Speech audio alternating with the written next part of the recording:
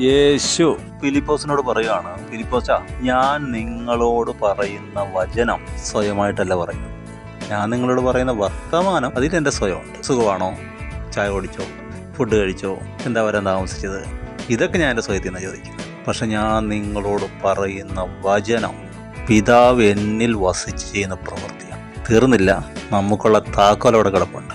ഞാൻ പിതാവിൻ്റെ അടുത്ത് പോകുന്നത് കൊണ്ട് നിങ്ങളത് ചെയ്യും. ഞാൻ ചെയ്തതിനേക്കാൾ വലിയ പ്രവൃത്തി ദൈവം നിങ്ങളോട് ചെയ്യാൻ പോകും. എങ്ങനെ? നിങ്ങളിലൂടെ ദൈവം വചനം പറയും, ആ വചനം പ്രവൃത്തി ചെയ്യും, അത്ഭുതങ്ങൾ ചെയ്യും. ലോകം എതിർക്കുന്നു. എന്തുകൊണ്ടാണ് എതിർക്കുന്നത്?